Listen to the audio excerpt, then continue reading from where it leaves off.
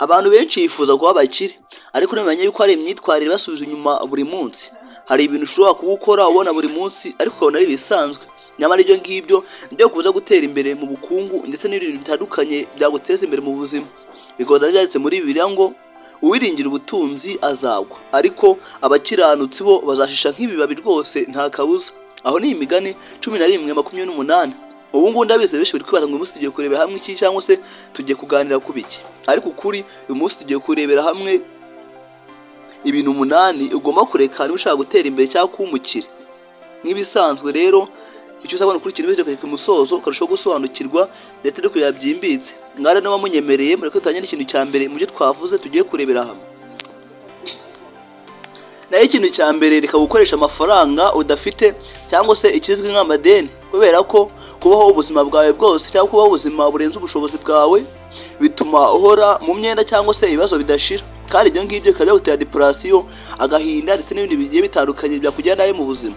Kandi ukuri ufite ubuzima bwiza ubukungu nabwo kuza rwose ntabwo bitinda, bugenda neza kubera ko byose ni ubuzima. Paka ufite ubuzima bwiza ibindi byose birihuta kurenza uko wabitekereza. Gusa benshi ntitubimenya, natabimenya n'ababimenya turabyirengagiza, bityo tukidesha amahirwe twari dufite. Naho kabiri, reka guta umwanya cyangwa se icyo twakubita igihe, kubera ko buri gihe cyakomeye cyane kurenza uko wabitekereza. Igihe ni umutungo ukomeye cyane kurenza uko wanisha bitekereza, kubera ko uko ukoresha igihe nibyo bigena aho uzaba ejo hazaza, niba hazaba heza cyangwa se hazaba habi bitewe n'uko ukoresha icyo gihe. Igihe nigikoresha neza kizabyara amafaranga, bityo uwo umukire umwuka n'ibindi bitandukanye. Bigoza byanditse muri Bibiliya ngo mucunge uburyo umwanya wanyu ugenda, uko iminsi mibi iregereje cyangwa se iminsi mibi irahari rwose nta kabuza. Gusa benshi turabimenya ntitubikurikize cyangwa se tukabyirengagiza, ariko kuri igihe ni umunsi mwiza wo gukoresha neza uwo mwanya uba ubonye. Gusa muri iki gihe ducungana n'amafaranga, ibyo kurya ndetse n'ibindi, ibigiye n'ibitureba. Icy'ingenzi ni uko uramutse ukabona uri muzima, ibyo ntibikureba, ariko biba byiza wakagikoresheje neza ukakibyaza umusaruro ukomeye cyane. Gusa benshi byaratunaniye. Naho gatatu, reka gutinya gutangira. Yego rwose abantu benshi bafite ibitekerezo byiza ariko bakabura ubutwari bwo kubishyira mu bikorwa cyangwa se kuba babigaragaza, kubera ko abantu benshi bafite impano zigiye zitandukanye ariko kuba bazigaragaza bikanga. Kandi nyamara tinyuka, urashoboye nawe wabishobora rwose, kuko iyo Mana yawe kugeza kure. Ikizabwa no kwigaragaza abantu bakayimenya, n'Imana ikayimenya muri byose. Muri rusange abantu bose bakamenya Imana ufite, bityo kwa kuramo amahirwe menshi cyane akomeye. Gusa benshi byatunaniye. Niyo umuntu afite impano aricecekanye, ayifite mu mutima we niwe yimenyera, kandi biba byiza wasangiza abandi nabo bakabyungukiramo. Gusa benshi byatunaniye, ngo twisanze ahantu aho umuntu afite ibitekerezo byiza, impano nziza, ariko akabura ubutwari bwo kuyabigaragaza.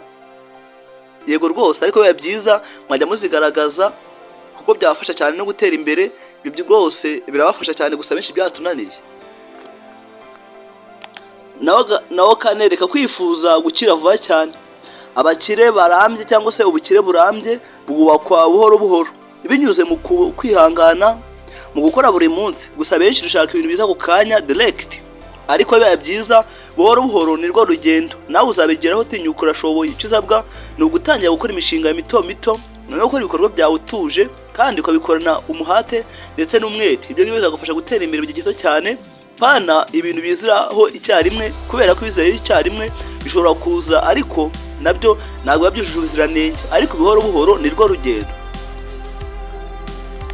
Naho gatanu, reka kubana n'abantu baguca intege. Ndabizi neza inshuti zawe zigira uruhare runini cyane mu gutekereza cyangwa mu mitekerereze yawe ndetse n'ahazaza hawe, ariko inshuti zawe nyinshi aba ari zikuyobya, zigusubiza inyuma ndetse n'izikubwira yuko udashoboye. Yego rwose, kuko benshi aba ari abaca intege, abaguca intege, abakuyobya ndetse no kuyobora mu biyobyabwenge. Ariko ukuri ushaka gutera imbere, hitamo abantu bagutera imbaraga zo gutera imbere zitari zo gusubira inyuma. Ariko ndabizi abenshi ni abakuyobya kuguteza imbere, ariko nawe wabaye maso witemo neza bazakugira umumaro.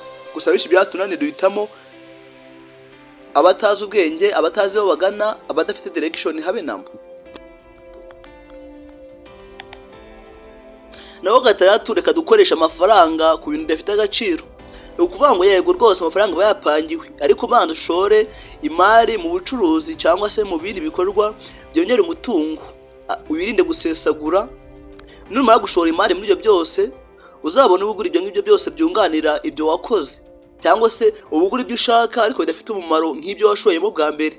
Bizagufasha gutera imbere mu gihe gito cyane, kandi ikindi ukoreshe neza umutungo wawe bitari ugusiragwa cyangwa se bitari ukuwangiza. Ariko benshi byaturaniye kwijya mu myenda, inkweto ndetse n'ibindi bintu by'imirimbo cyangwa se gushimisha rubanda, kandi ibyo ngibyo nta kamaro bifite habe namba. Ibyiza kontorora ibyawe bizagufasha gutera imbere. Naho karindwi, reka kwirengagiza amahirwe yo kwiga. Abantu benshi batsinze bakomeje kongera ubumenyi n'ubushobozi bwabo. Bigoza byanditse muri Bibiliya ngo umunyabwenge yumva akongera ubumenyi cyangwa se arumva kunguka ubumenyi.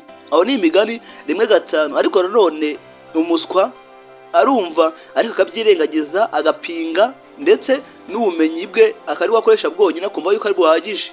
Gusa ibyo sibyo, kubera ko yuko umenya ahandi bikunganira ubwawe, bituma utera imbere mu buryo bwiza kandi buziguye.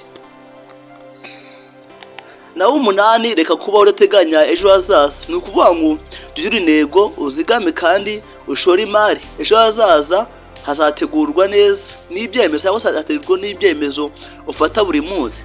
Muri Bibiliya handitse ngo imigambi y'umunyamwete izana ubukire. Aho ni imigani 21:5. Ariko nanone imigambi y'umunebwe nayo izana ubukene nta kabuza, irayiza buzana. Mbere yo gusoza, bibuka yuko ubukire butangirira mu guhindura imyitwarire yawe. Hari ibyo ugomba kureka gukora, ariko hari n'ibyo ugomba kureka burundu. Iyo uhinduye imico yawe, amafaranga ariyongera kandi ugatera imbere mu buryo bwiza kandi buziguye. Mwakoze cyane gukurikirana iyo nyigisho. Mbibutsa yuko ubutaha turavuga amabanga 8 atuma amafaranga yiyongera buri munsi cyangwa se yongera buri mwaka. Cyangwa gushishikariza ntuzacikwe. Nk'ibisanzwe ni Prince Umurago.